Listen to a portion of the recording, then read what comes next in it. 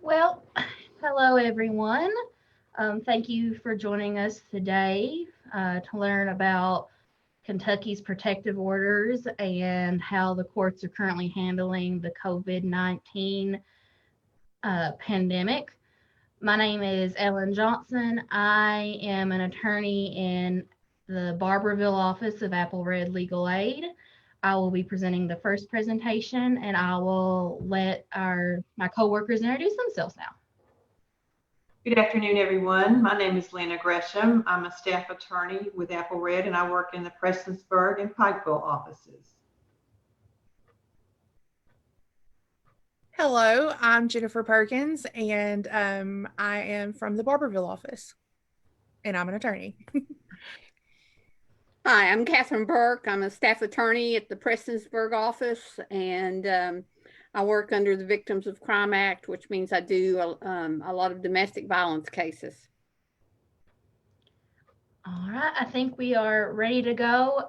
Feel free to ask questions in the chat. We will be answering questions at the end of the presentation, so you can go ahead and ask and we will see them once we finish. All right, so today we're going to talk about protective orders and what exactly they are. So what is a protective order? There are two types in Kentucky. The first is an emergency protective order or an EPO, and that is a temporary order that you get if you share a child with somebody, you're married to them, you've lived with them, parents, step parents, there has to be some sort of family relationship. And the permanent protective order in that category is called a domestic violence order. The other kind of protective order is what we call a temporary interpersonal protective order, which, as its name suggests, is the temporary order. And what that is if there's just a dating relationship, you all haven't lived together, that's usually where the sexual assault and stalking protective, to prevent those come from. And the permanent version of that is called an interpersonal protective order or an IPO. And the EPOs and the TIPOs, which are the temporary orders or ex parte orders, and once the judge signs that order, they are in effect immediately and remain so until the judge can hold a hearing. So the court has to hold that hearing 14 days after it issues the temporary order. And with these type of orders, the respondent must be personally served, which that means they have to be handed the paperwork personally by either the sheriff's office, city police. I think in some cases, constable might be able to serve them, but they have to be personally served. And if they haven't been served within those 14 days of the issuance, the court will then have to reset your court date for 14 days later, because these have to be checked every 14 days. In some courts, the judge will excuse you until their service. Sometimes they'll excuse you for 4 weeks, depending on your work schedule, your school schedule. I know some of you are in school, so it really just depends. And if you can't go every 14 days, I would just say ask the judge, let him or her know your situation, and they may be able to say, okay, just call in and check for service. If there's service, then you need to appear. If there's Ellen, another thing is that if there's a criminal case associated with the issuance of the EPO or the temporary interpersonal order, the court also might continue that because the defendant in the criminal case would not want to testify because that could be used against them in the criminal case. And at least my judges will say, we'll continue this. The EPO will remain in effect, but we'll continue this until that is resolved. Correct. And so in the case that Kathy was talking about, usually if there is a criminal case associated with it, the judge will set the hearing for 6 months to give that criminal case a chance to work itself out, whether it goes to jury trial or they plea or however it is resolved. But, even with that, your EPO or your TIPO is still in place, which means the respondent can't contact you. So just because it's a temporary order doesn't mean that it isn't in effect. Like, you can still enforce it if the respondent contacts you.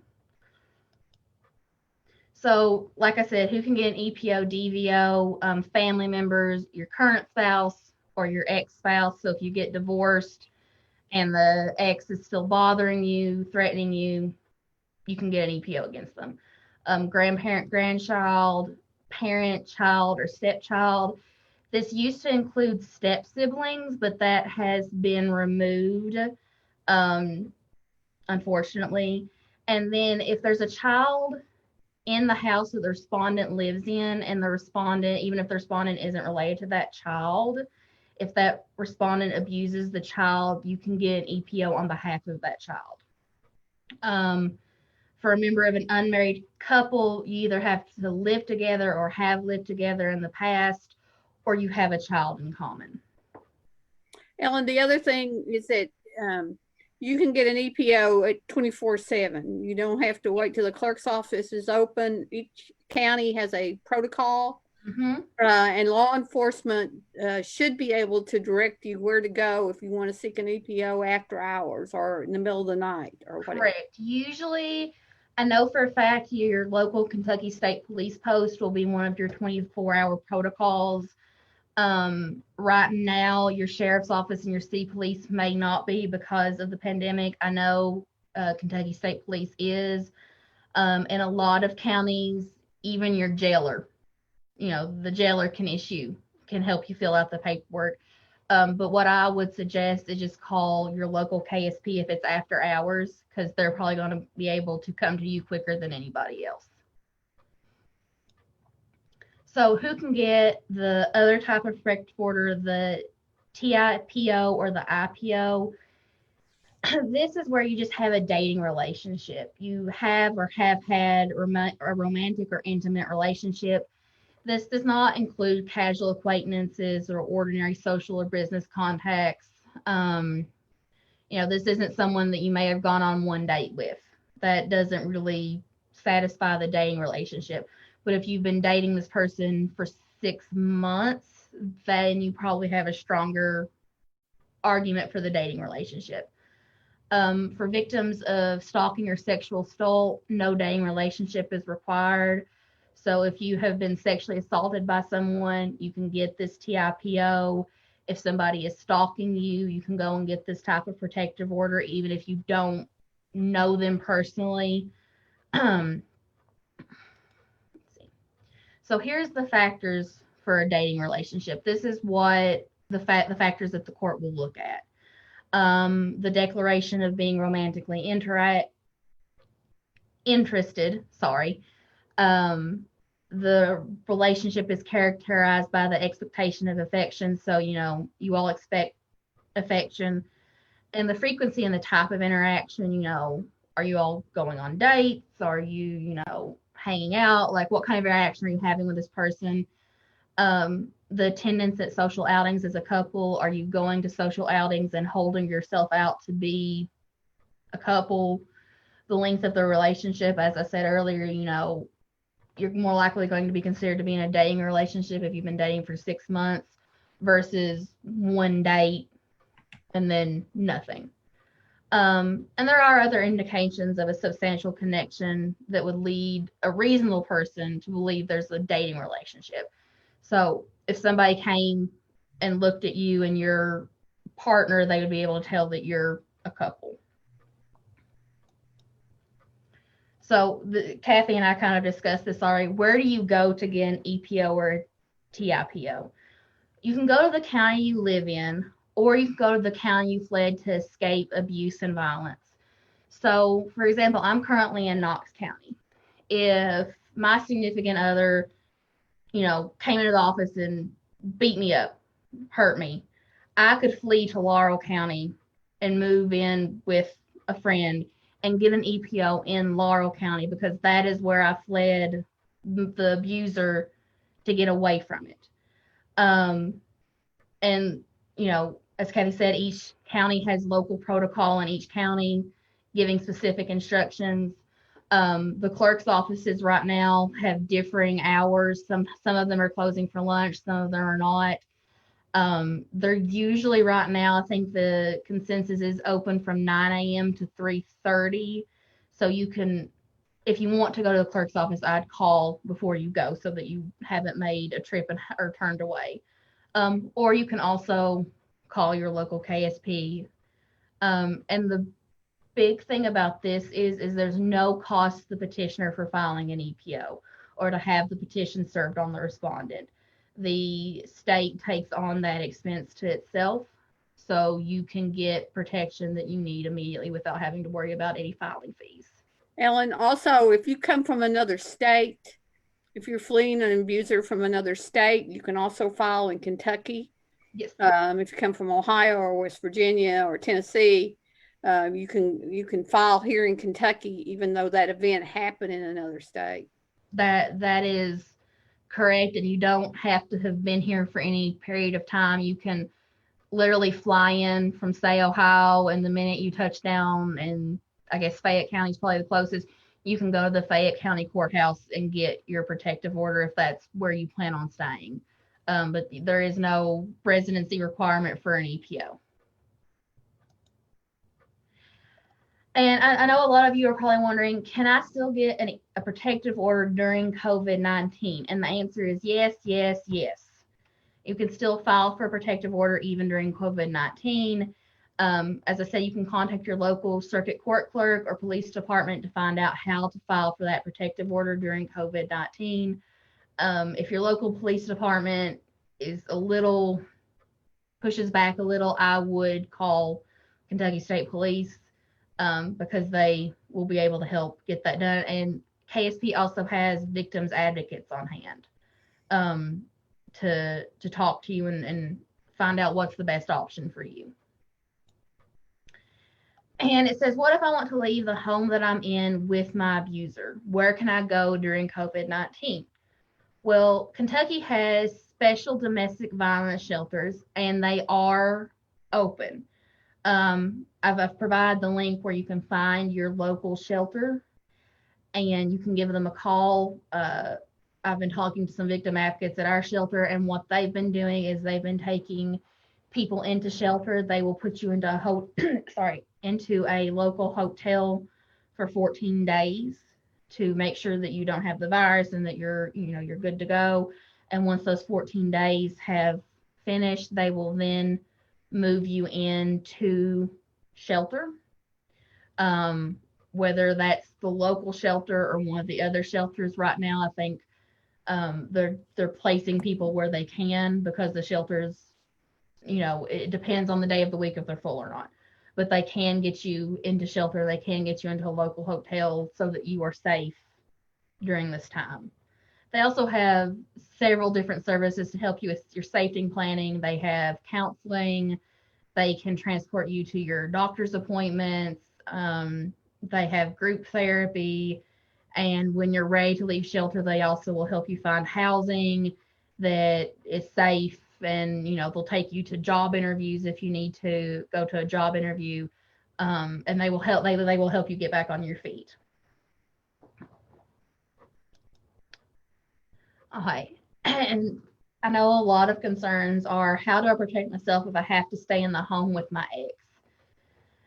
And mostly this is about privacy concerns.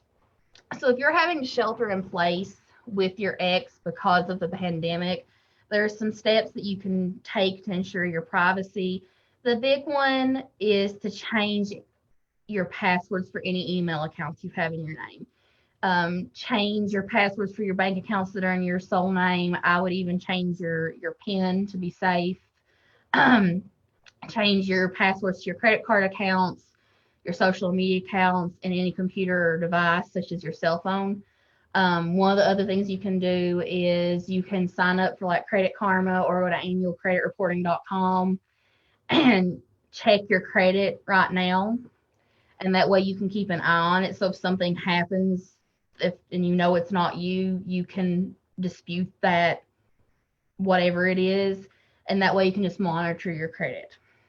Ellen, one thing that I would say is I know we hear this all the time about how passwords have to have so many letters and be capital and have a number and whatnot, but I would say to make sure that you change it to something that your significant other doesn't wouldn't be able to figure out. For don't change it to your birthday, don't use your social security number, don't use anything. You pick something completely out of the blue that they would not be able to guess. Yeah, I wouldn't use, and if you have children with your ex, don't use your children's names or their birthdays. Um, like, yeah, as Jennifer said, choose something random that they wouldn't be able to guess at. And the other thing is you can scan your electronic devices for any spyware that may have been installed without your knowledge. There are apps that you can download that'll do that for you. Or if it's your cell phone or your computer, I know some of the stores have opened back up. You can take your device back in and have them scan it for you and tell them if they find anything like that to have it removed. And if they do find it, then you probably need to go back through and change all your passwords again after you've already done it once. But I would do that again just to be extra safe so that your ex doesn't have any access to your personal information.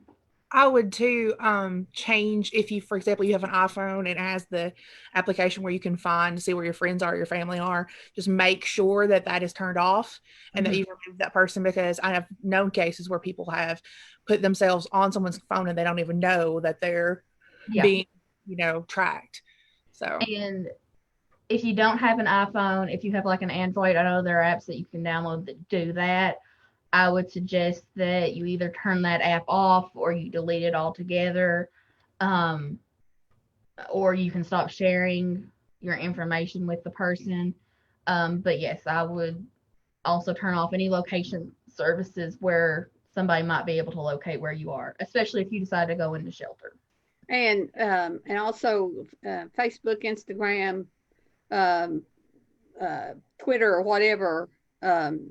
Block people, block everybody, really, because if you post on a mutual friend's site, then the other person can see what you say. Right.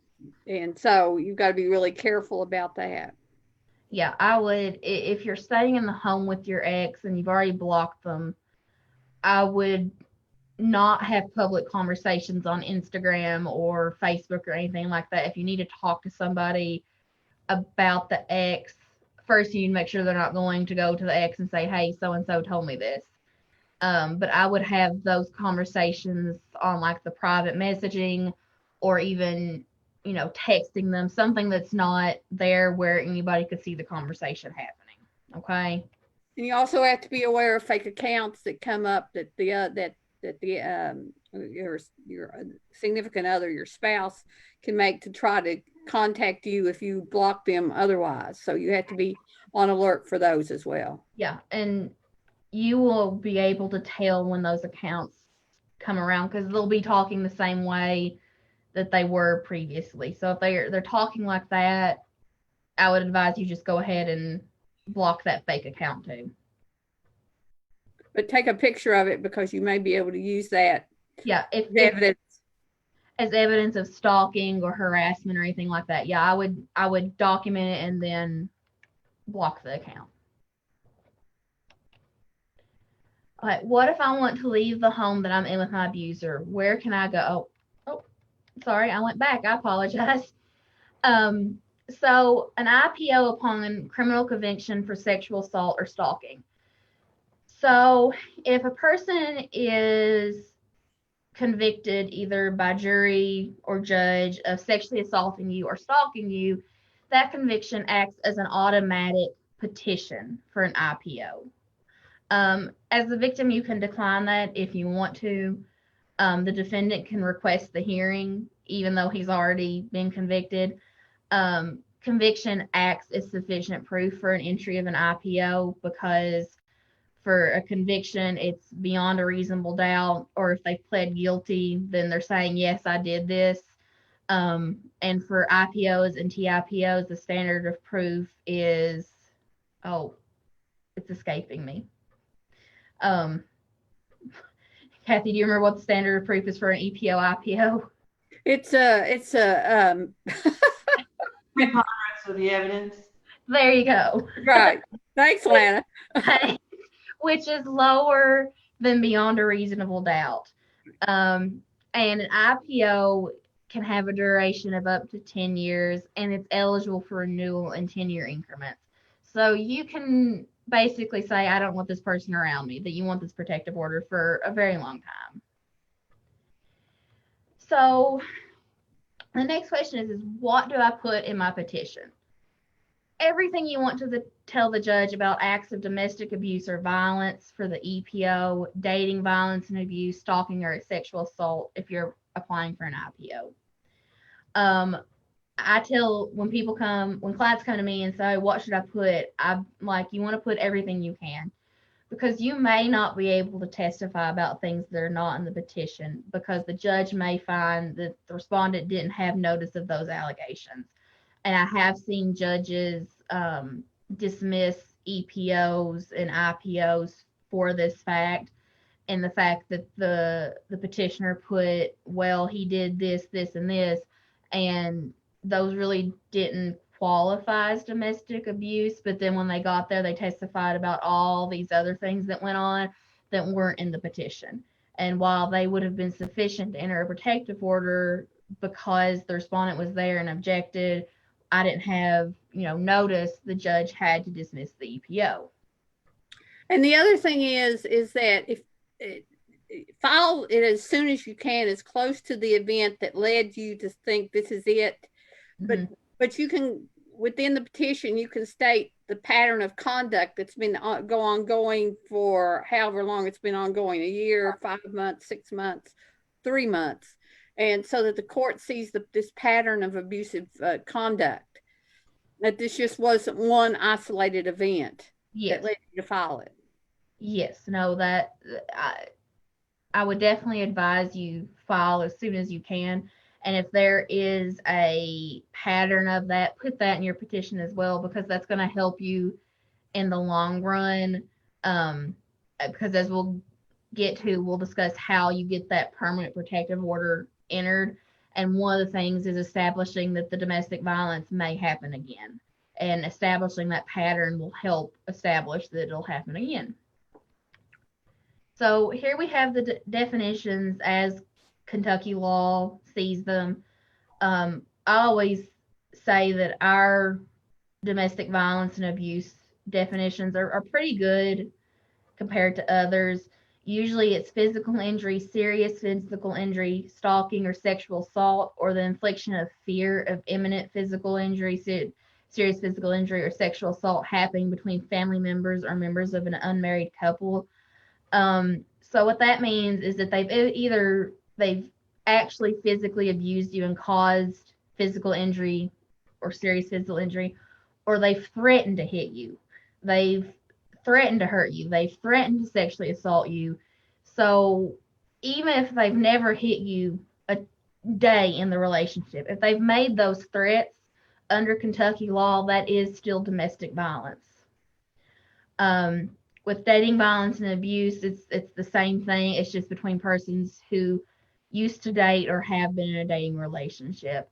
And again, that includes the threat of, even if they don't hit you, if they threaten to hit you, that's still considered to be violence and abuse, and you can get a protective order under that alone. I think the definition talks about fear of imminent violence. It doesn't mean that they actually have to hit you, just that you become fearful that they are going to do that, and they have said the words that make you think they're going to do that.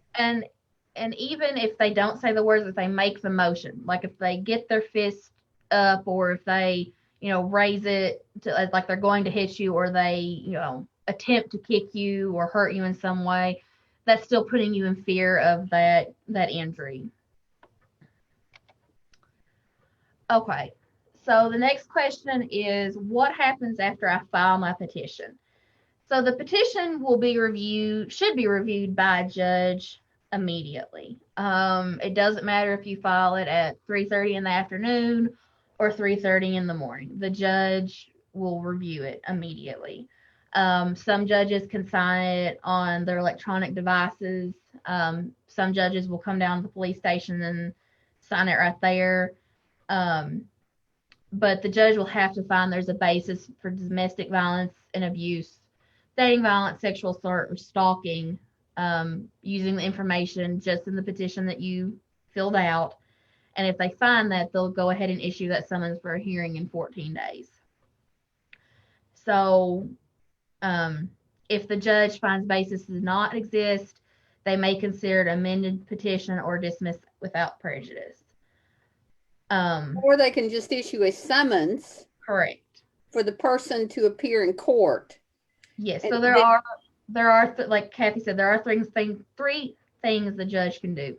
One is they can grant the EPO outright because they found there's an imminent and present danger of domestic violence. Second, they might find that there isn't an imminent threat, but they can go ahead and issue the summons for the respondent to come in and they can get more testimony about what's going on. Or three, they can find it doesn't meet the definitions as we talked about and just dismiss it completely. But if they dismiss it completely, you can always refile the EPO with more facts. Because I think with a lot of the dismissed EPOs that I've seen in my practice, and I don't know if you all have seen, is the fact that they don't put enough information in their petition for the judge to make the decision that domestic violence has occurred. So who will hear my case? Family court judges typically hear EPO cases. However, not every county in Kentucky has a family court judge right now. So if there is no family court judge, the petition will be heard by the district court judge unless there is a divorce or custody action, which usually transfers jurisdiction to the circuit court immediately. But in some courts, you do have to ask for that transfer to take place. Family court judges or district court judges may hear TIPO cases. It depends on local protocol. In Knox and Laurel County, we do have a family court judge. However, he doesn't hear the TIPO cases. The district judges do. In Johnson County, that's the same way. So it really just depends on the county. So if you're getting the TIPO, then you should contact your clerk's office to find out which judge will be hearing that case. So will the court hear my case during COVID-19? Yes. So courts in Kentucky are currently open and are hearing EPOs, DVOs, and TIPOs, and the TIPOs and IPOs. Most courts are doing this in person, but it really depends on the court. Some are doing it via Zoom or Skype. So make sure to check with your local clerk's office to find out what their current protocol is. And here's a side note. All courts are requiring you wear masks and socially distance for in-person court. So make sure you have a mask when you go to court. The courts were previously handing out masks, but I don't think they are doing that any longer. So make sure you have your mask. If you don't have it, they won't let you in the door. Some courts are taking your temperatures with touchless thermometers, so be prepared for that. Ellen, in Johnson, Martin, and Lawrence counties, those EPO hearings are done by Skype. Okay. But I've heard it just depends on which county you're in, and so you have to check with your circuit court clerk's office, right. Not your county court clerk, your circuit court. Circuit court, right. And if you have an attorney that's representing you, you can also contact them, and they will more than likely know the answer to that question. But mostly in our counties that Barberville covers, those are occurring in person, and they are socially distancing in the courthouses. But Miss Jennifer Perkins will be talking more about that in a little bit. So how do you get a long-term order like a DVO or an IPO entered? Well, in this case, the petitioner has the burden of proof. And the standard of proof, like Lana said earlier, is preponderance of the evidence. So more likely than not that what you said in the petition happened. So for a DVO, you must prove that the act of domestic violence and abuse has occurred and may occur again. And like we talked about earlier, it's good to put everything that has happened in the petition because that establishes a pattern of conduct. So say you all have been together for 5 years and the abuse started 4 years in. So you can say in 2016 he started abusing me, and then in 2017 he started doing this, and then in 2018 they started doing this, and you know, and then in 2020 he or she ended up sending me to the hospital, and that's why I'm getting this protective order. If you put all of that in, that goes to the may occur again because it's occurred in the past, and you want this protective order to stop this pattern of violence from continuing. For an IPO, you must prove that an act of dating violence and abuse, stalking, or sexually assault has occurred or may occur again. And again, I would just say, put in the pattern if this is a pattern, because if you've broken up, I know some courts, if you're no longer dating, they will say that may occur again isn't going to happen because you all aren't dating, you all aren't going to the same school. So I would put in a pattern just to try and meet that may occur again. Because if you do that, you're more likely to get your protective order. And it says, do I need a lawyer for my hearing? You do not have to have an attorney for this, but either party may bring an attorney for the hearing. So if the respondent is served with this, he or she can go out and hire an attorney to try and get your protective order dismissed. AppalReD Legal Aid is a free legal service. That is our contact information. And this is our service area. We serve southeastern and eastern Kentucky. There are other legal aids that serve other parts of Kentucky because I know we can have viewers from anywhere in the state, but there are other legal aid providers like Kentucky Legal Aid, Legal Aid Society of Louisville, and Legal Aid of the Bluegrass. They all also help with these EPOs and TIPOs. You can just search their name if you're in their service area, and they'll give you the local office number for you to call for help with that. But if you're in any of these blue counties and you have an EPO or TIPO, please give that 866 number a call, and we may be able to help with representing you in that hearing. So what do you need to bring to your hearing? Your court date after the respondent has been served will likely be your only chance to tell the judge what's going on with your case. So you should bring all your evidence and your witnesses. Right now with witnesses, I know it's a little difficult because of COVID and social distancing. But when you first come into the courthouse, just let the bailiff that lets you in know that you have witnesses. That way, when your case is called, you can let the bailiff in the courtroom know, and they can let the witnesses come in and testify on your behalf. If you're doing it via video conference, I would give your witnesses the information to log on via Zoom or Skype so that they can be there to testify on your behalf. Ellen, in the one in Johnson, Martin, and Lawrence counties, Judge Wells wants us to file our exhibits prior to the hearing.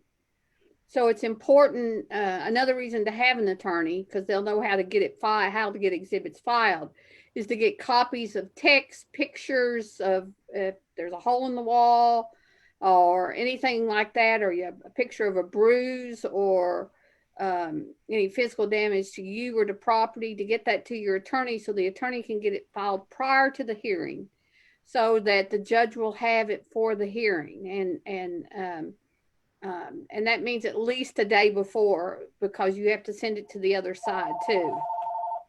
Right.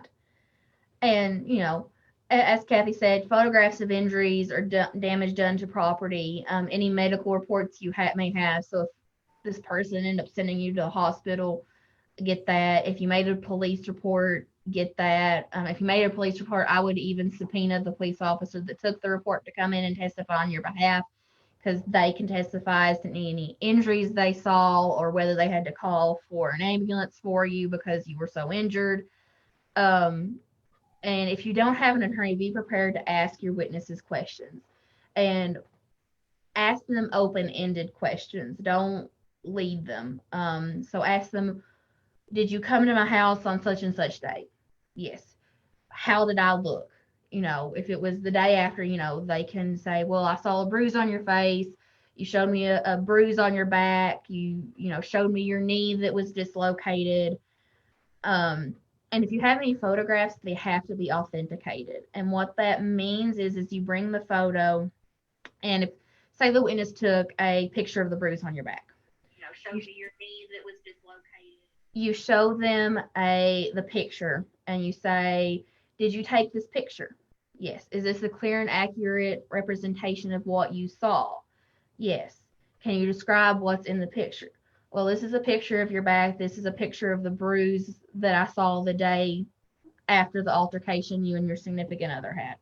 And then you can ask the court to admit that as evidence. And if you don't have an attorney and you're doing that, what you can do is you can bring the picture out and say, Your Honor, this is a picture I took of my face on such and such date. This is a clear and accurate representation of how I looked at that time. The picture shows that I have two black eyes and a split lip. And that's how you can authenticate it for yourself.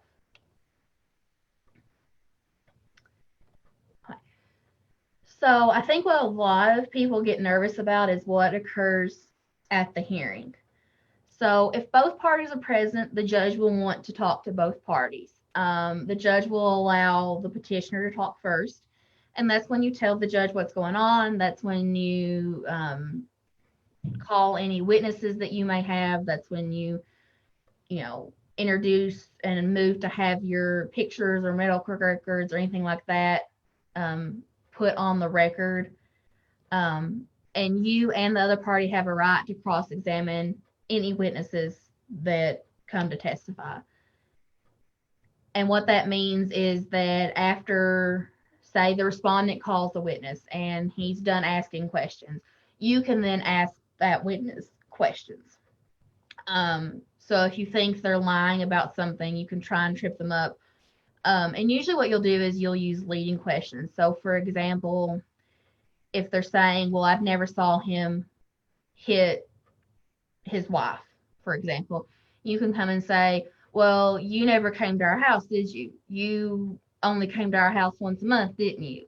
You never called, you only came this one time, didn't you?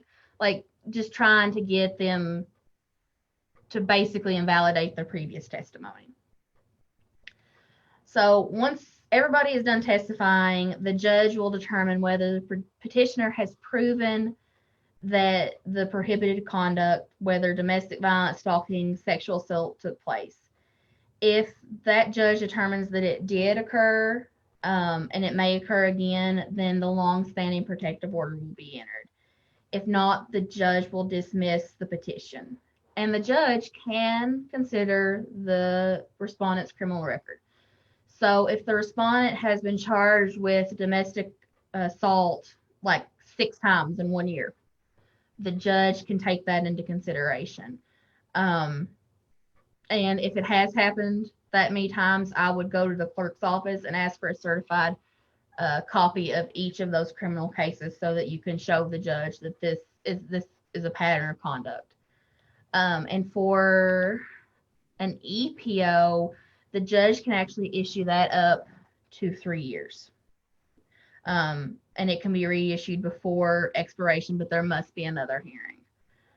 And the petitioner has to ask for that to occur. So what else can the judge order? Well, the judge can order no contact or communication, and that means everything. That means phone calls, text messages, and as one of my judges says, smoke signals, rocks with notes written on them, paper airplanes. Just no contact means no contact. Or they can allow contact or communication at the petitioner's request. Usually petitioners will do that if there are children involved and there's going to be some sort of time sharing ordered. What I tell my clients is that if you want to modify to allow that contact, I would ask that the contact be in writing. That way, if the respondent goes off the rails and says something threatening to you, you have it in some sort of handwriting or text message that you can bring to the court and say, look, I know that we allowed contact, but you ordered no violent contact, and he's sitting here threatening me on text message. The court will order no further acts of domestic violence or abuse, and there is a federal gun prohibition that applies to most DVOs, but not IPOs. So what that means is if a DVO or an EPO is entered, the sheriff's office will remove any firearms or guns that the respondent has. I've had cases, Ellen, where they have allowed, at least in one instance, a case I had where they allowed the respondent to ship his guns to his brother in Florida. Yeah. Or it's some third person that where supposedly he doesn't have access to it. Right. So the court won't order that the sheriff's office has to keep them. The sheriff's office, when they serve it, if you have firearms, they will either confiscate the firearms or ask this respondent to contact a third party to take possession of the firearms. I've had one in the past where the person had an antique firearm that he ended up actually giving to his attorney to hold for 3 years. The judge can order counseling, but there's a little nuance with this. The judge cannot order counseling unless the petitioner specifically asks for it. So the judge cannot just get on the bench, look at the EPO and say, I'm ordering you to counseling. Because if he did that, then that is putting the petitioner at risk. But the orders specifically state that the petitioner has to request any sort of family counseling, relationship counseling, or anything like that. The judge just can't order that because they want to. Ellen, we've had a couple of questions. Okay. One is, if you come from another state, do you have to file in the state from which you came and here? And the answer, of course, is no. No. So you can just file here. Correct. So if you fled from another state, you file in Kentucky in whatever county you're in. Now, if you come to Kentucky and you have a protective order from another state, you can take that protective order to the clerk's office and have it registered so that clerk's office again. Circuit clerks. I keep saying kind of. No, it's fine. You take it to the circuit court clerk's office and they will be able to register that so that if the person follows you to Kentucky, you can call the police and have them arrested for violating that protective order. Because when these EPOs and DVOs are issued, there's something called the link system. Mm-hmm. where any law enforcement officer in the state has access to see whether or not there's an EPO or a DVO. So if you get one in Floyd County and you're in Fayette County and he follows you to the mall or she follows you to the mall and you call law enforcement, they'll be able to see that EPO or that DVO. And that's the same. One of the other questions was, if I don't feel safe, am I allowed to record a conversation with someone, and can that be used at a hearing? Yes. In Kentucky, the rule is yes, you can. If they're talking to your child, you cannot record it because you're not on the phone. But if you are having a conversation with that person, then yes, you can record it, and yes, it can be used as evidence. And if they're abusing the child in front of you, I would say go ahead and start like video recording it, because if they see your video recording, that might cut off whatever they're doing to the child. And at that point, obviously call the police and call social services. But if you think video recording some sort of like abuse against a child will help cut that off, I would go ahead and do that as well. And then you were talking about counseling, and one of the questions is, can a judge order domestic violence counseling for both parties involved separately? Yes, if the petitioner requests it. the type of counseling that the petitioner gets will be different than the type of counseling that the respondent gets. I don't know much about the types of counseling, but the respondent will get some sort of counseling on how to help with anger management and to deal with the anger that is causing this domestic violence. And I believe the petitioner will get counseling on, post-traumatic stress and how to recognize domestic violence should it happen again. But really, it just depends on the type of counseling that's ordered. And there are certified counselors for domestic violence, and there are not a whole lot of them in the state. Right. So it's hard to find that kind of counselor you need. Correct. And yeah, I had a thought and it went away. And another question was, what if children are present or child is present while the abuse is occurring? In my situation, it depends on the judge. She will refer it to the Cabinet for Health and Family Services for them to investigate it. Even though you can, if the abuse is directed toward the child, you can file on behalf of the child. But if the child just witnesses, at least my judge will refer it to the Cabinet, to Social Services for them to investigate. And that's correct. And even if you don't put in at least for some of our judges, even if you don't put in the petition that the child was present, if you come into court and say the child was present, the judge will go ahead and order DCBS, which is Child Services, to investigate. And what I always tell my clients is cooperate. And some judges I have that if the child is present, they find that that's enough to put them on a protective order, even if the child isn't hurt. I've had one client that dad came in, hurt mom pretty badly. Child was sitting at the kitchen table. Mom got an EPO on her behalf, came and testified. Judge modified the EPO to add the child, then had another hearing and said, okay, we're going to put the child on the DVO. And I think Child Services ended up substantiating, but I don't recall. But the judge, if there's children involved, will usually refer DCBS, especially if the petitioner makes allegations like that. All right. So can the respondent still visit the children if you have a DVO? Yes, it can be ordered in the domestic violence or through divorce or custody hearing. A lot of judges are very hesitant to order any type of visitation through a domestic violence order, just because that's not really what that order is for. But if the parties come in or sitting there arguing in front of the judge about, well, I want the child this day, well, you can't have the child this day, and the judge will sometimes set a temporary schedule just to prevent more domestic violence.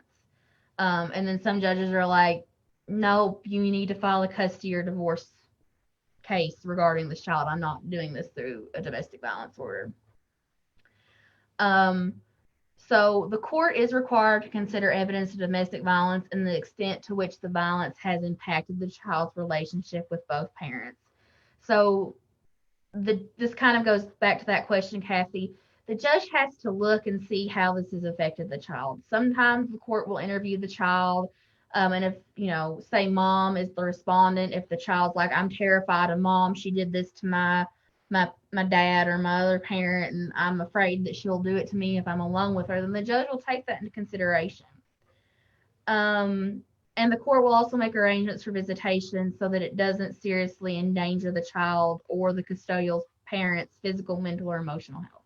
And usually how they can do that is they'll do that through supervised visits pursuant to DCBS, or refer it to a visitation center if they think the risk is serious enough. So in Kentucky, there's this new law that says that there's a presumption that joint custody and equal time sharing are in the best interest of the child. However, this presumption is rebuttable with evidence of domestic violence and the extent to which the violence has affected the child's relationship with the respondent. There's also another caveat. If a domestic violence order is entered, which is that DVO, is being or has been entered against a party by your petition or on behalf of your minor child at issue in the custody hearing, the presumption that joint custody and equal shared parenting time is in the best of the interest of the child shall go away. It's like it never existed. So what does that mean? Well, because I know that's a lot of legal jargon. What that means is if you have a DVO against the other parent of your child, it means that joint custody and equal time sharing are no longer considered to be in the best interest of the minor child. So in a custody hearing, what you need to do is you need to have a certified copy of the DVO to put into the record of your custody case. And you could say, this is why I'm asking for not joint custody and equal time. I've had luck in using that to get the equal time taken care of, but it's very difficult in Kentucky, at least with our judge, to get the joint custody to not occur. But the equal time, I've had some success with getting a DVO in and using that as a basis for that not being in the best interest of the child. So for IPOs, which will occur, is what if the respondent goes to your school?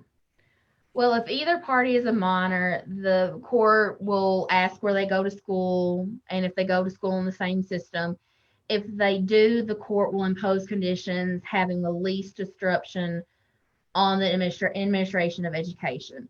So what they can do is, with protective orders, they can say that somebody has to be so many feet away from you, usually 500 feet.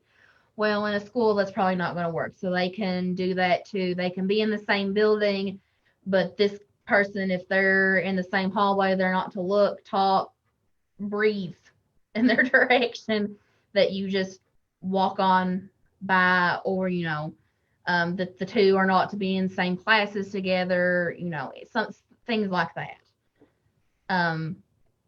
While trying to give the most protection to the petitioner from the respondent. So that's it for mine. We want to give a special thanks to the Kentucky Coalition Against Domestic Violence for the use of some of their information and resources. And this program is funded by our Victims of Crime Act grant. And now I will turn it over to Jennifer to tell us about COVID-19 in courts. Okay.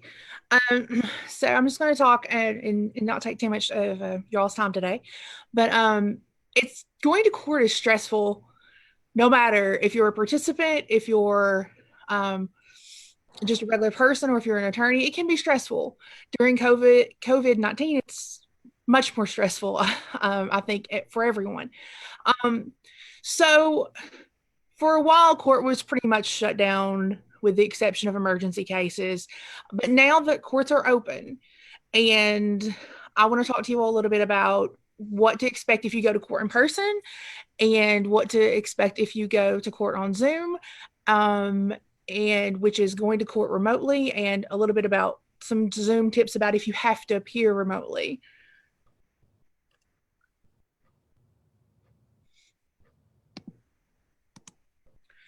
So, going to court, normally you pretty much, you go to the courthouse, you go through security, you find out what floor you need to go on, and you go and you wait in the courtroom for your case to be called, unless it's a closed hearing for some reason. Now, as Ellen said earlier, you have to wear a mask. That is mandatory. You can't bring your purse or bag into the building. I have seen it be allowed if it's a completely clear bag, or if it is a medical necessity, like someone who is on oxygen and needs to bring their oxygen bag with them. Court security in some places, I know, for example, Clay County is one. They will take your temperature with a thermometer that doesn't touch your skin before they will let you in. When you're talking about a mask, even like an old torn up t-shirt or a bandana will work. If you can't find a mask, or maybe you can't afford to buy one, you can make one out of stuff you have laying around at home. a lot of courts will verify that your case is on the docket before you can even come in the building. So there'll be a line outside. And when you're waiting in line there, when you're waiting in line to get into the courthouse and at security, you still have to be 6 feet apart from the person in front of you or behind you. And I would suggest getting there early. There are lines at the courthouses because they are checking people's names, and you want to get there in time before your case is called. So, do you wait in the hallway? Do you go inside the courtroom? This varies drastically depending on what county you're in. And in fact, I think some of the examples that I have listed here have changed since doing this PowerPoint just last week. Ask security. If you're not sure, ask court security. They're not always going to give you the right answer, but hopefully most of the time they do. I have seen cases where people have waited in the hallway and are supposed to be in the courtroom, and the judges have been really understanding about this too. So if you are late, or because you're trying to get through security and you went to the wrong floor, or you were out in the hallway, try to flag down a bailiff and let them know that your case is there and you were there, you just didn't know. But ask court security, or you could even go to the circuit clerk's office and ask them, and ask and find out where you need to go. Some places have waiting rooms and also have where you can wait in line. I know Whitley County previously had people waiting in the hall, but now people are allowed in the courtroom. Laurel, you can't, as long as it's not confidential, you can go into the courtroom now, but you have to exercise social distancing. So you have to be 6 feet apart from the people that you didn't come with. And in most cases, I've seen the courthouses now enforce, even if you come with someone else, they want who you come with to be 6 feet apart from you as well. And Jennifer, just a quick aside, in Laurel with family court, if it's confidential, they will lock the doors. So I guess my biggest thing is if you get into the courtroom and you can't figure out what's going on, try the door. If it's unlocked, there's going to probably be a bailiff in the courtroom that can tell you what's going on. That's a really good idea, actually. What's with the red tape, blue tape, black tape?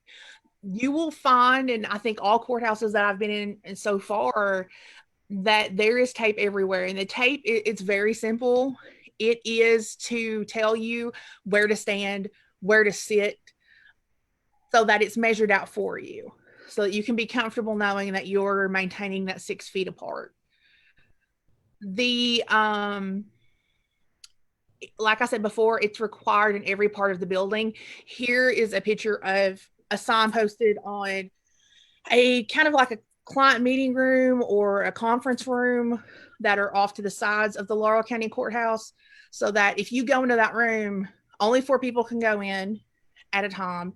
And there are places, again, it's marked with red tape in Laurel County, where you need to sit or stand so that you can maintain that proper social distancing. So appearing in court remotely by Zoom or on Facebook Live, like we are doing now, I'm going to kind of talk a little bit about what to expect and a couple of tips and stuff, some of which even I'm guilty of not doing. So there are 4 ways to join Zoom. Now, when I'm talking about Zoom, I'm talking about it's software on a computer that you go to on the internet that connects people so that you can talk and meet face to face or through audio over distance. So I'm in Laurel County right now. Ellen is in Knox County right now. And then our other 2 members are from far east Kentucky, towards more where my hometown is actually. So it brings everyone together so that we can keep the court system moving, keep your cases moving. There are 4 different ways, but typically you're going to find one of 2. Either you're going to get a link in an email, or you're going to be giving a meeting number and a password to join. Your attorney, if you have an attorney, can help you with this. If you're pro se, that means you're representing yourself. You don't have an attorney. Like they said earlier, check with your circuit court clerk's office. They can help you figure that out and how you can get the link or how you can get the password and the room meeting number. Jennifer, Yes. in Johnson, Lawrence, and Martin County, the judge has an order that goes out, is mailed out, that tells you to call the circuit court clerk's office and give them your telephone number. Then she calls you, and you're not actually seeing unless she decides to have an in-person hearing. But she will call you and she will call the other side, and it's up to you to get a phone number where you're going to be available when you call. Okay. So, like I said, it varies wildly between where you're at, and sometimes even between the same judges in a different county, in the same county. Different judges in the same county can have different how they're doing it. Jennifer, one thing I would add is when you sign up for Zoom to do this, make sure you put your name on your thing. You see how our names are in front of us. Some people just let their phone auto-generate like the phone ID number or whatever.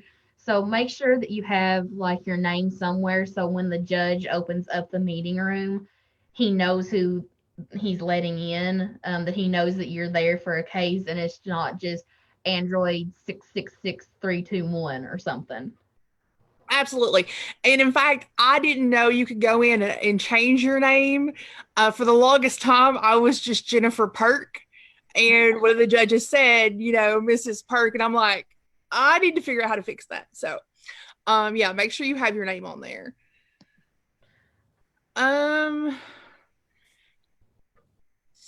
So these are just general tips for Zoom, things that I think a lot of us are struggling to get through this, but we can get through it together. It just, it can be a little stressful, but hopefully this alleviates some of the stress. So,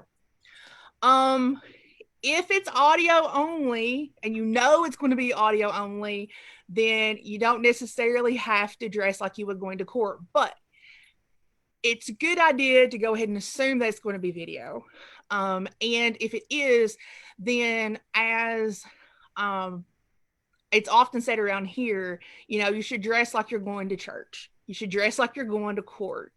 Make sure that it's appropriate for the situation. Jennifer, somebody asked if the victim's advocate could go with you. If a victim's advocate, usually they help you fill out the petition, and they are allowed to go into the courtroom with you to support you. Yes, they are. I think in our service area, you have the victim's advocate at the county attorney's office and the victim's advocate with the shelter in your location. Both of those do come into the court. In Laurel County, her name is Angel. She doesn't really come into the courtroom unless the judge asks for her to be there, but she is in the courthouse. The victim's advocate in Knox County, whose name is escaping me right now, and I apologize because I think she's watching. She actually is always there for the domestic violence docket, and if she thinks somebody needs somebody to stand with them because they don't have an attorney, she's actually very good to come and stand with them during the hearing as moral support. So yes, the victims advocates are still coming to court. And some counties do not have victims advocates, like Knott County does not Knox. Somebody has asked what happens when the hearing's over, whether it's been continued, whether it's been issued, how about getting back to your car. In all the courts I have been in, especially if you have an attorney with you, I will ask the bailiff to you will wait usually until the other party leaves, and then a bailiff will escort you to your car or go out and make sure that the other side has left the parking lot before you can go out. So they're very good about helping you do that. And yes. I've seen them too, let you leave first and make the other party wait. And that's what Judge Jones and Laurel and Knox will do, is he'll make the respondent sit down and allow the petitioner to exit the building. Usually he keeps the respondent until the end of his docket, and then he'll release them. But Because many times in my case, they may want to talk to me, and I've gone on to another hearing, and right. my clients want to wait around because they may not completely understand what has happened, so they want to talk to me. So it can be either way. It's up to the judge. And usually with my clients, some of them are fine with me escorting them to their car because they know that the guy won't do anything if I'm with them. But if they're really, really afraid when we get down to security, I'm like, this person just had an EPO or DVO entered against them. Would you mind escorting us to her car? It's just a matter of asking. The bailiffs will be more than happy to do that. You just need to ask. Absolutely. So when you're on Zoom, your background is present. So what's behind you will come across the screen. So like in this case, for example, I've got paintings that my kids have done over here. But I've seen people have other people in the background eating breakfast during their meetings.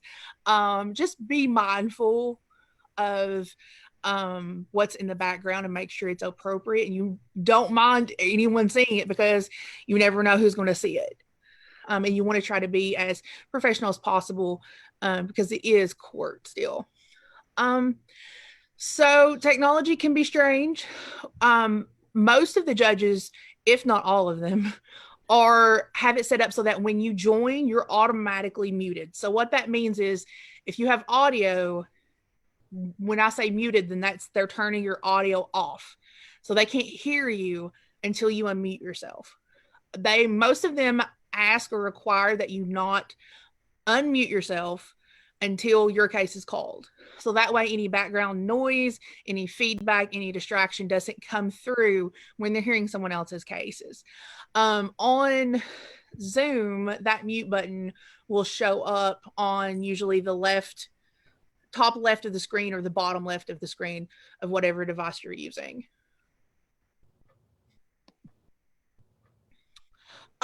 Don't text while the judge is hearing your case. Don't email, don't take other phone calls. It is court still. So be very respectful. And again, just act like you would if you were in front of the judge in person. Limit background distractions as much as possible. For example, if I had not put her away, my cat would be right here during this. So make sure that, if you've got dogs that bark, that you've got them in another room where they can't be heard. If you've got cats that like to get on top of laptops, put the cat in the other room. If you've got someone that can sit with your child while you're going through this, the more you can limit the background noise, the better it's going to be, because sometimes, especially if you have weak signal, it's hard to hear anyways. So just keep in mind the audio, as well as don't have your washing machine running or your dryer running, stuff like that. Last of all, try not to stress out. Remember that this is still after months of COVID-19. This is still stressful for everyone. It's stressful for the attorneys. It's stressful for the judges. It's stressful for the participants and for the people that have to go to court. But try to relax as much as possible.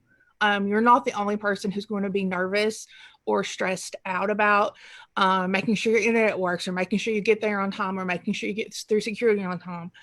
Take it one step at a time. And like I said, most 99.9% of the people that you're going to be dealing with are going to be very understanding. So don't stress out too much. And in the meantime, everyone stay safe. And now, if there are any additional questions, we will go to questions. And I forgot one thing.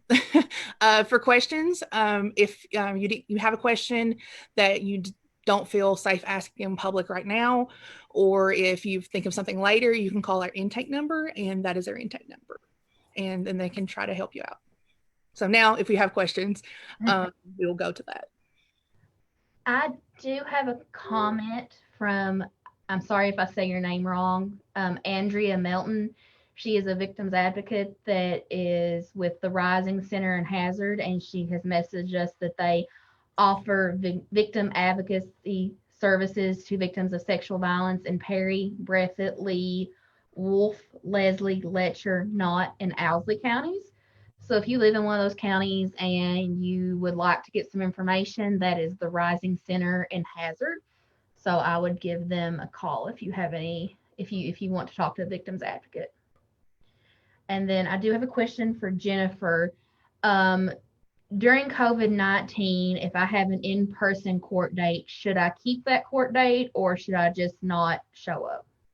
You should keep your court date. It is still court, unless you have an attorney who has continued your court date, or unless you've gotten something from the mail from the clerk's office.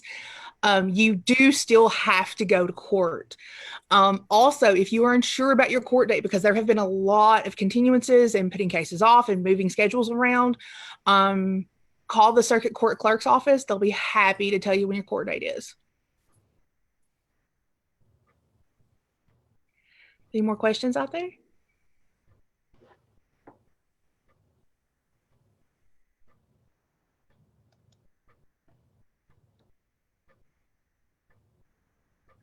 What about, I think I see a question. What if you are doing in-person court and you're afraid that once you leave the courtroom, okay, never mind. That's been answered. Sorry. But if you don't want to ask a question that you want us to answer online, if you want to put it in the chat, we can, one of us will answer it after this is over. Mm-hmm. Yeah, and I have a question. It's if you get the protective order, the DVO, and you want to extend it, what do you need to do to get that extended? What I always tell people is you need to file a motion. Some judges will just set it for a hearing date at the end of the permanent protective order. Some will not, but you will need to file a motion usually before the protective order ends. And when they get that motion, they'll set it for a hearing date. You have to send that motion to the other party, and the judge will have a hearing, and you'll need to explain to the judge why you're still afraid of this person. Some examples could include that they're still trying to locate where you're living, or they're coming, past your work every day, or even that they've come into your house and violated the order, and that's why you want the order to stay in place, like they've been charged criminally. So you just have to show that letting the order expire would put you in some sort of danger, and that having it in place would continue your safety.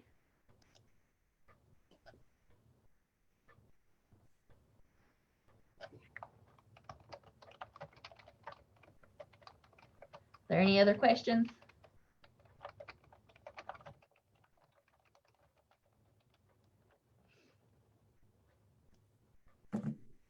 All right, well, if there are no other questions, and if you think of anything, feel free to contact our central intake office.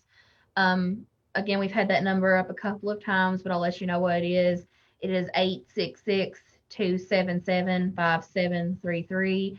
So if you have any questions about EPOs, protective orders, custody, food stamps, divorce, we handle a lot of stuff.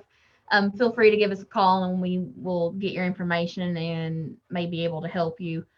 But if there are no other questions, I think we'll go ahead and end for the day. Thank you all so much. We hope we've been Stay safe. Help. Thank you. Bye.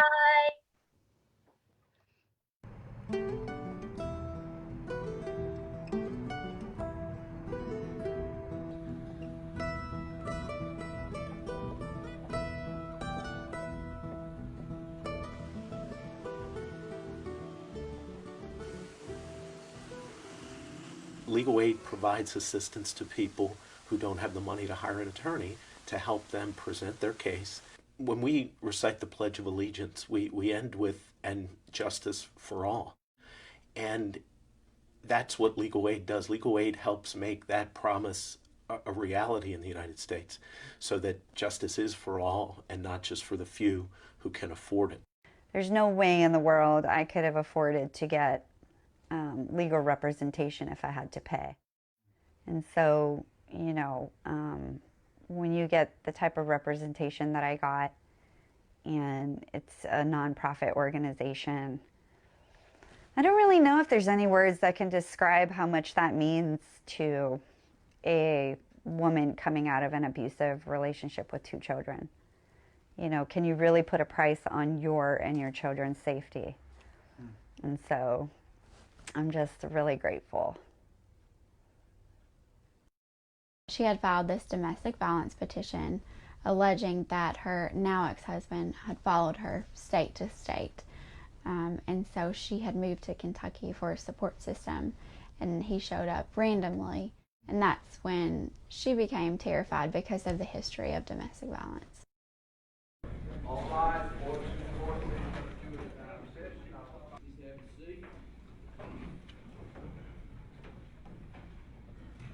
I've had to go to court many times by myself, and the anxiety and the paranoia and just the physical illness that you feel, terrified that you step. No one should ever have to go into a courtroom without representation. No one.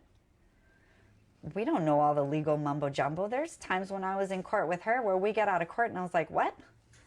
And she's had to explain to me, you know, what was said, because when you get into all that legal talk, for someone like me, you're speaking alien. I feel like it makes the community better because we're able to go to court and hold people accountable and ensure that the justice system is a little more fair.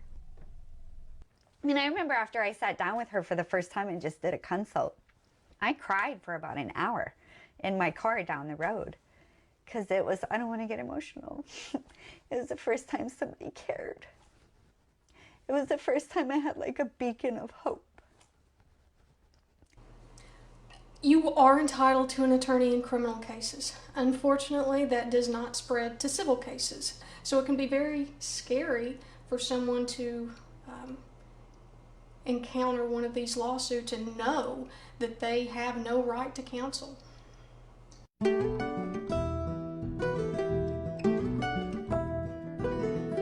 My husband ended up having emergency heart surgery, and they was not sure if he would survive or not.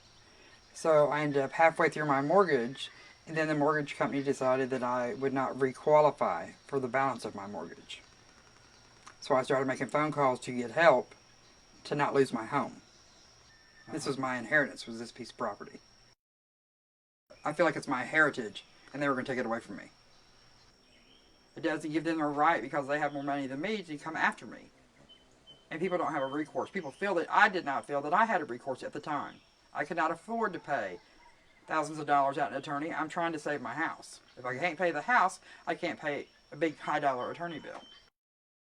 So then we started a bankruptcy proceeding, which stopped them from coming. In the meantime, while I was in this proceeding, though, the mortgage company sent a person out here to my home while my husband still had stitches in his chest to put a lock on the house.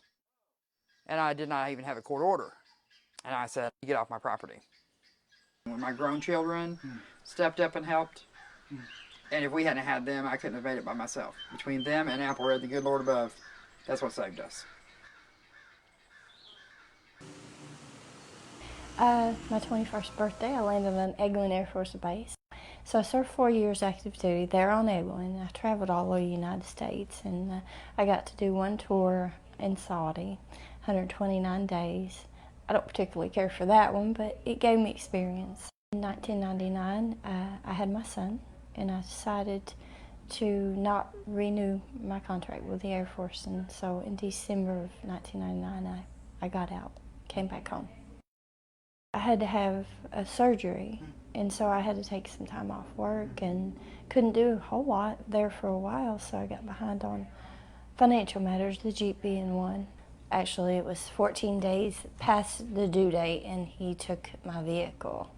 I called the police, first of all, and then as they were talking to me, and they said, well, is it financed? And I said, well, yeah, but I mean, it's not 30 days late. He agreed to take my payment, and nowhere in my imagination did I think that he had took my car. So they checked into it, and sure enough, it had been repossessed illegally.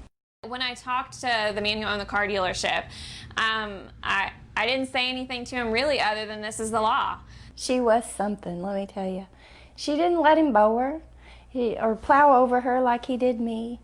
So I'm always happy to sometimes explain the law to a car dealer if I need to, and that day I think he heard me loud and clear, so we were glad. The day we signed the contract and I drove off in my Jeep, it was like, I know it's not the most beautiful vehicle, but to me it is, because it was a battle getting it back. I only have 2 more payments. I will have the title free and clear on my Jeep, which is wonderful to me.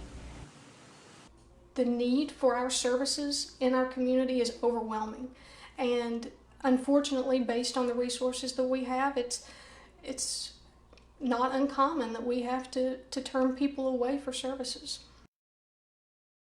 People go into court, face the loss of their home, maybe the loss of income, the loss of custody of a child, maybe the loss of health coverage, any variety of very important and life-changing interests that are at stake. And anybody with money would never face those kinds of issues without an attorney. One of the things that drew me to legal aid was the opportunity to work for the powerless, for the forgotten, for those who have no one else to stand with them. And we at Legal Aid, we are there to stand with those people who have no one else. And I continue after 20 years of doing this to be so proud to be a part of this legal aid community that does so much every day for people when they face these kinds of problems without lawyers.